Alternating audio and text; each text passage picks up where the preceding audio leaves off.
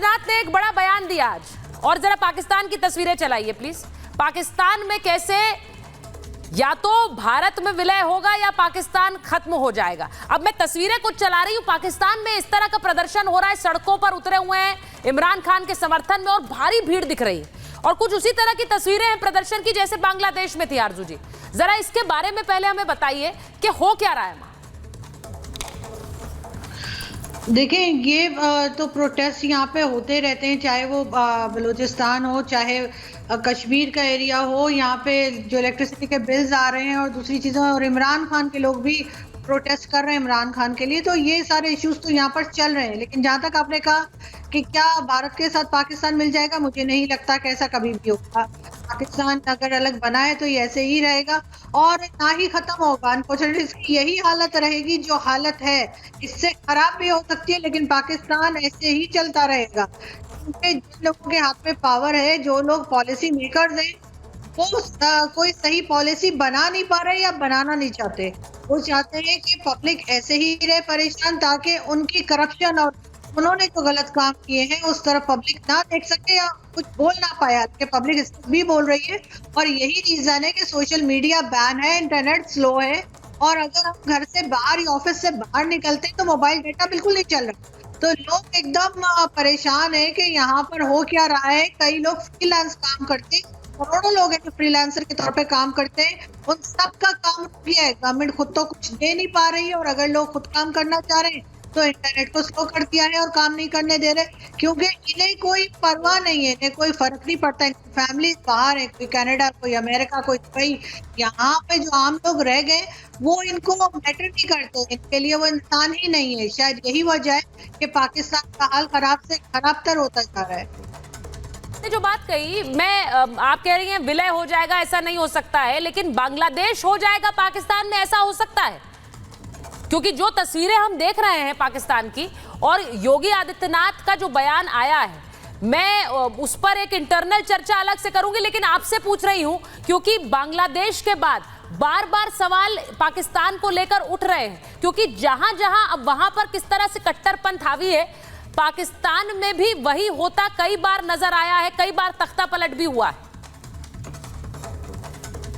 पाकिस्तान में ये बात भी चल रही है कि कई लोग जो हैं वो ये समझ रहे हैं या चाह रहे हैं कि जैसे स्टूडेंट्स उठे थे बांग्लादेश के, ऐसे ही पाकिस्तान के स्टूडेंट्स भी बाहर आए। और कई लोग ये भी कह रहे हैं कि इस वक्त जो जनरल फैज को और अरेस्ट किया गया है, तो शायद उस किस्म की भी कोई चीज तैयार कर रहे थे इमरान खान के लिए कि स्टूडेंट्स बाहर आए और वो प्रोटेस्ट करें गवर्नमेंट के खिलाफ, एस्टेब्लिशमेंट के खिलाफ। शायद वो चीज की जा रही है, मगर अभी तक यहाँ पर कुछ ऐसा होता हुआ दिखा नहीं है। अभी तक कोई स्टूडेंट या स्टूडेंट फेडरेशन की तरफ से प्रोटेस्ट देखने में नहीं आया है, लेकिन ऐसा नहीं होगा, कब तक नहीं होगा इस बारे में कुछ नहीं कहा जा सकता। अब मैं एक बार बता दूं, हमारे साथ major general GD Bakshi sir जुड़ गए हैं, सुशील पंडित जी हमारे साथ जुड़ गए हैं, राजनीतिक विश्लेषक हैं, कश्मीरी एक्टिविस्ट हैं।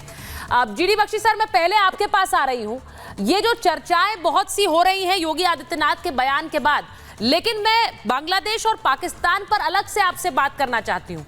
बांग्लादेश में जो हुआ है उसके बाद आज तस्वीरें जिस तरह पाकिस्तान से भी आ रही है, प्रदर्शन हो रहा है, सड़कों पर लोग उतर आए, भले ही ये इमरान खान की रिहाई के लिए हैं, लेकिन जिस तरह की एक तख्ता पलट हमने बांग्लादेश में देखी, उसके बाद से चर्चाएं हैं कि क्या फिर से एक तरह का विद्रोह पाकिस्तान में भी हम देखेंगे?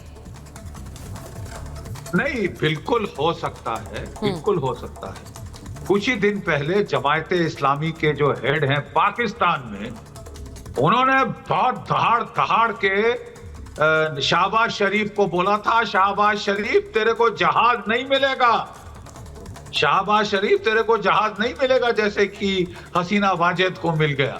और वो भी उनके तख्ता पलट की बात कर रहे थे। फिर आई ये जो है हमीद साहब, जो आपके फॉर्मर पाकिस्तान के DGISI थे, उनकी अरेस्ट हो गई है। और वो क्या कर रहे थे, वो पैसा किसी से ऐंठ के एक टीवी चैनल अपनी बनाने की कोशिश कर रहे थे, जिससे लोगों को लगातार भड़काया जाए। याद रखा जाए कि इमरान खान को सत्ता में लाने में बहुत बड़ा हाथ ISI का था, और जब उस टाइम भी ये थे इमरान खान के चहेते, और इमरान खान साहब चाहते थे कि ये आर्मी चीफ बने। और उस वक्त दोनों का ये काफी झड़प हो गई आसिम मुनीर के बीच में और इसके बीच में, और बाजवा साहब ने आसिम मुनीर को आर्मी चीफ बनाया। आर्मी चीफ के पोस्ट को लेके झड़प हो गई थी इमरान खान में और पाकिस्तानी मिलिट्री एस्टैब्लिशमेंट। और जब भी ऐसा होता है तो कीमत चुकानी पड़ती है मिलिट्री एस्टैब्लिशमेंट के गुस्से की। जो सिविलियन एस्टैब्लिशमेंट है वो ही मार खाती है, वही हम देख रहे हैं। लेकिन पाकिस्तान में अब एक फर्क आ रहा है। फर्क ये है कि पाकिस्तान अनफॉर्चुनेटली एक फटीचर मुल्क बन गया है। 2 रोज की रोटी नसीब नहीं हो रही लोगों को। 60,000 रुपए महीने के बिजली के बिल आ रहे हैं। ऐसे लोग बेचारे जिनके की मंथली जो पे है वो 40,000 या 50,000, मतलब उनकी पे से ज्यादा तो उनका बिजली का बिल आ रहा है। कहां तक लोग कह रहे हैं हम पे करेंगे। अब IMF ने जो भी कंडीशनैलिटीज लगाई हो उसका जो है खमियाजा भुगतना पड़ेगा शहबाज शरीफ साहब को।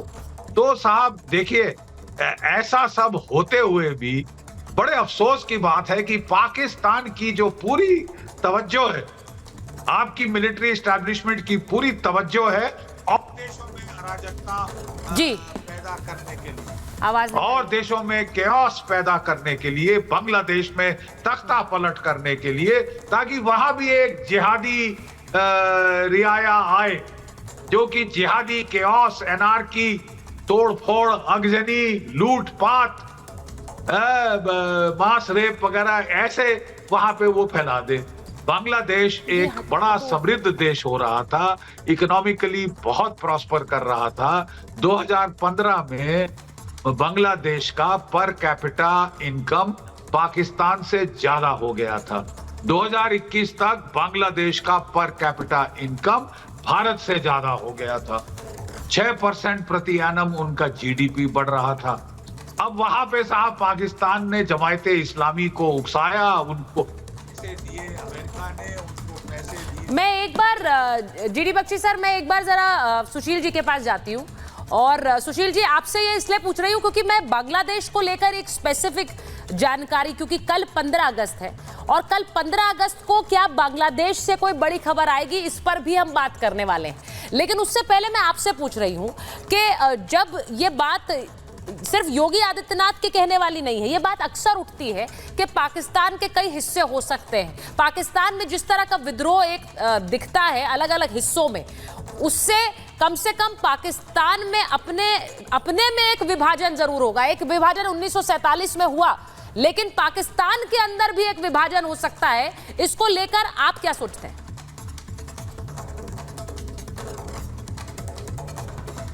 नमस्कार सुचरिता जी, मेरे फेलो पैनलिस्ट को भी और आपके दर्शकों को भी।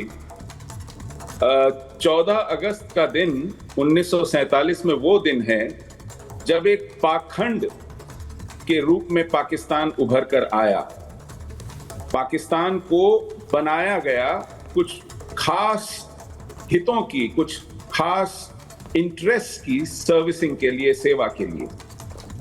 और जैसे जैसे वो इंटरेस्ट पूरे होते गए और पाकिस्तान की अहमियत कम होती गई, पाकिस्तान को टूटना फूटना और अपने ही बलबूते पर किसी तरह खड़ा होना, लड़खड़ाना, इसके लिए छोड़ दिया गया। आज पाकिस्तान की वो अहमियत कुछ लोगों के लिए फिर से बढ़ गई है जो भारत को पनपते नहीं देखना चाहते, और भारत को, उसके विकास को, उसकी बढ़ती हुई साख को बट्टा लगाने के लिए, रोकने के लिए वो पाकिस्तान को एक किराए के गुंडे की तरह इस्तेमाल कर रहे हैं। इसलिए पाकिस्तान बहुत समय तक चल नहीं पाएगा। उसका अपने बूते कोई वजूद बने, इसमें पाकिस्तान खुद इंटरेस्टेड नहीं है। पाकिस्तान को खैरात खाने की आदत पड़ गई है, भीख मांगने की आदत पड़ गई है।